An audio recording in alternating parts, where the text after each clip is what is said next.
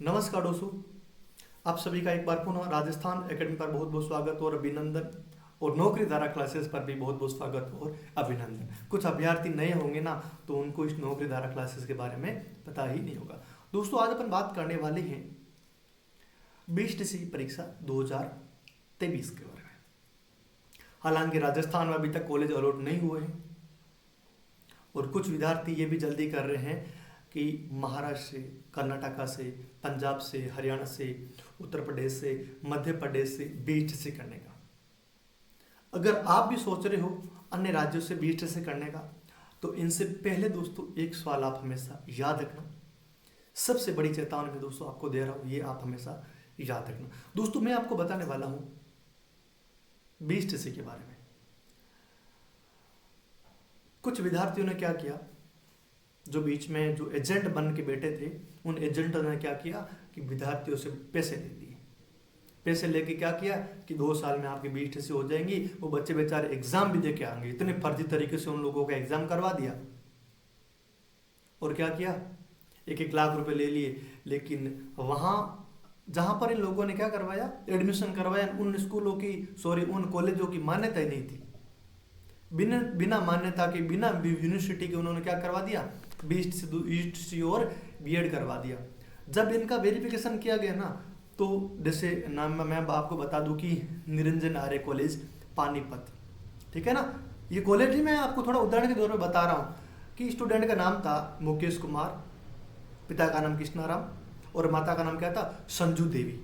Date of birth 25 जनवरी 2003। लेकिन उस कुल मिला के जो सारी रोल नंबर है, इनरोलमेंट नंबर है, सब्जेक्ट है, मार्क है, कुल मिला के जब सारी इनकी चेकिंग हुई ना, तो हकीकत में न तो उस नाम से कोई स्टूडेंट मिला वहाँ पर, न तो उस नाम से कोई कॉलेज मिली, और न ही जो बीटीसी और बीएड करने वाली संस्था है वो भी दोस्तों वहाँ पर नहीं मिली। इस तरह से दोस्तों फ्रॉड हो रहे हैं।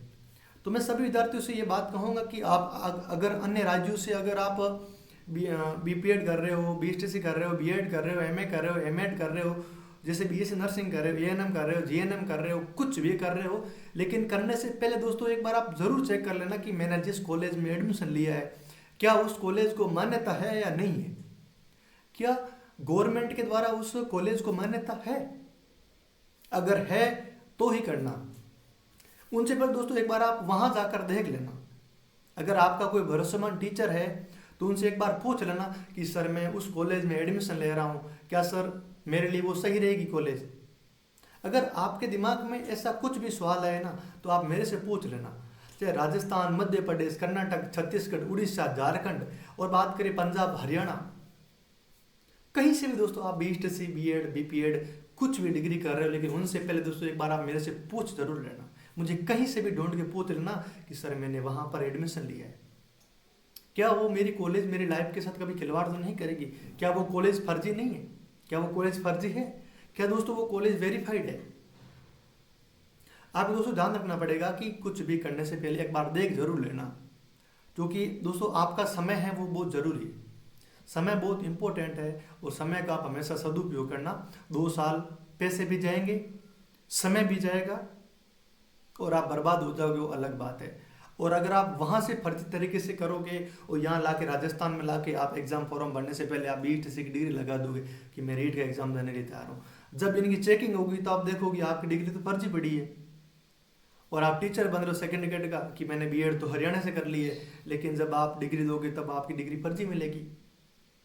जब चेकिंग होगी, ऑनलाइन चेक होगी, आरपीएससी, आरएसएसबी और आरबीसी बोर्ड जब आपका एग्जाम करवाएगी, जब चेकिंग करेगी तो आपकी डिग्री फर्जी मिलेगी। तो इस अवस्था में दोस्तों क्या करना पड़ेगा कि अपन को बच के रहना पड़ेगा। इससे जो बीच में जो एजेंट बन के, फर्जी एजेंट बन के बैठे हैं ना, घोटाला कर रहे हैं, इनसे आपको बच के रहना पड़ेगा। कुछ तो ये भी करते हैं ना कि आपको एग्जाम ही नहीं देना पड़ेगा कि मैं आपकी डिग्री करवा दूँ। वो क्या करते हैं, बड़े बड़े जो प्रिंटर वाले बिठा देते हैं ई मित्र वालों को, जो इस चीज़ों में एक्सपर्ट हो, मार्कशीटें बनाने में, डिग्री बनाने में, वो यहाँ से डिग्री बना के आपको दे देते, ये लो आपको बीटीसी की डिग्री। लेकिन पहले तो इनसे काम चल जाता था, क्योंकि पहले तो हाथों से लेके डिग्री बना देते, हाथों से लेके मार्कशीट बना देते, चाहे 11th की हो, 12th की हो, बीएड हो, बीटीसी हो, कुछ भी हो। लेकिन दोस्तों आज के टाइम क्या है, वो सारा डाटा ऑनलाइन हो चुका है। एग्जाम फॉर्म भरेंगे तो उनसे पहले देखेंगे कि इन विद्यार्थी के पास जो डिग्री है, जो सर्टिफिकेट है, जो मार्कशीट है वो सही है गलत है, तो सबसे पहले दोस्तों इनकी चेकिंग होगी। तो अब वो पहले वाला जमाना गया कि फर्जी तरीके से जो डिग्री करके अपन लग जाएंगे। लेकिन अगर भूल से लग भी गए ना, तो दोस्तों आप लाइफ टाइम तक आप उस नौकरी को नहीं ले पाओगे, लेकिन कभी ना कभी चेकिंग जरूर होगी। और एक बात और कहना चाहूँगा, अभी पिछली रीट भर्ती में कुछ अभ्यर्थी थे जो फर्जी तरीके से जिनका सिलेक्शन हुआ था। कुछ अभ्यर्थी ऐसे भी जिनका फर्जी तरीके से उन्होंने पीटीए में सिलेक्शन ले लिया। लेकिन दोस्तों ध्यान रखना, ऐसे विद्यार्थियों को मैं खदेड़ के लाऊंगा बात, ध्यान रखना, बच के नहीं रहोगे। मेरा टारगेट यही है कि मेरे जितने भी हम टीम तैयार कर रहे हैं, जो भी फर्जी तरीके से, चाहे सेकेंड ग्रेड हो, फर्स्ट ग्रेड हो, एसआई हो, चाहे कॉलेज लेक्चरर हो, चाहे फर्स्ट ग्रेड हो, चाहे किसी भी तरीके से जो फर्जी तरीके से लगा है ना, मुझे दुश्मनी मोल लेने के लिए मैं तैयार बैठा हूं। लेकिन ऐसे फर्जी लोगों को मैं क्या करूंगा, खदेड़ के बाहर लाऊंगा। क्यों कर रहे हो यार आप स्टूडेंट जिनके पास पैसे नहीं है, जो 3-3, 10 साल से मेहनत कर रहे हैं, 5-5 साल से मेहनत कर रहे हैं, और ऐसे विद्यार्थियों की पोस्ट आप 10-15 लाख में खा रहे हो। यार शर्म कर लो, थोड़ा नाक घिस लो। आप कहाँ शर्म रह गई आप लोगों की कि आप फर्जी तरीके से गवर्नमेंट नौकरी ले रहे हो? थोड़ी बहुत तो दया कर लो यार। मैं तो बोलूँ चाहे मेरे रिलेशन में क्या, मैं तो बोलूँ मेरे घर में ही क्यों ना हो, लेकिन फर्जी तरीके से दोस्तों किसी को भी अपन गवर्नमेंट नौकरी नहीं लेने देंगे। अगर ऐसा आपको लग रहा है आपके आस पड़ोस में कि सर वो फर्जी तरीके से नौकरी लगा है, तो एक बार आप मेरे को जरूर बता देना।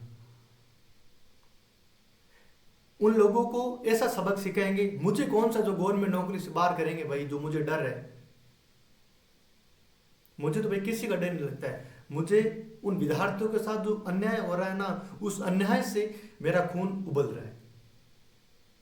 मैं उन विद्यार्थियों के साथ कभी अन्याय नहीं होने दूंगा जो मेरे साथ जुड़े हैं, चाहे मेरे से प्रत्यक्ष या प्रत्यक्ष रूप से जो मेरे साथ नहीं जुड़े हुए हैं, उनके साथ भी मैं हमेशा रहूंगा। मुझे लग रहा है कि जहां विद्यार्थियों के साथ अन्याय हो रहा है, तो उन अन्याय के खिलाफ मैं आवाज उठाने के लिए हमेशा तैयार रहूंगा। बाकी कोचिंग वाले रही या नहीं रहे, लेकिन मैं आपके साथ जरूर मिलूंगा। अगर इन फ्यूचर कभी भी इस तरह की कोई घटना हो, तो सबसे पहले दोस्तों आपके साथ मैं तैयार मिलूंगा। जो भी निर्णय होगा हम विद्यार्थी हित में निर्णय लेने का प्रयास करेंगे, और सरकार को झुकाने का काम हम करेंगे। अगर आप सब लोग मेरा साथ दोगे ना, तो सरकार तो क्या, सरकार का बाप भी हमारे साथ आगे हाथ जोड़ेगा। बहुत कर ली इन 5 सालों में आप लोगों ने मनमानी। एक ऐसा पेपर नहीं था जो लीक नहीं करवाया। हर एक 200 पेपर 5 सालों में लीक हुआ था, लेकिन अब नहीं होने देंगे। अब आप सब लोगों को दोस्तों जागरूक होना पड़ेगा।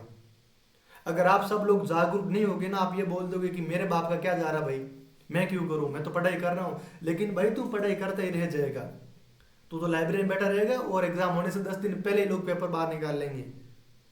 तो तू तो भले पढ़ता रहेगा, जब एग्जाम दे के वापस आएगा मुंह लटका घूमेगा, पेपर तो लीक हो गया। वो लीक तो हो गया, तो बोल रहा था ना कि मेरे क्या जा रहा है।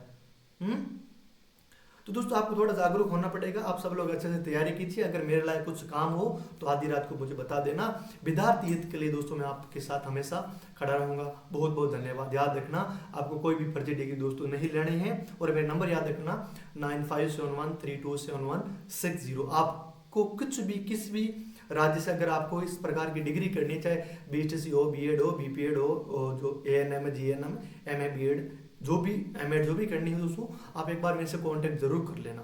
हम आपको भरोसेमंद और जो विश्वसनीय विश्वविद्यालय है दोस्तों, आपको वहां से हम डिग्री करवा के दोस्तों आपको देंगे। बहुत बहुत धन्यवाद। जय सिया राम।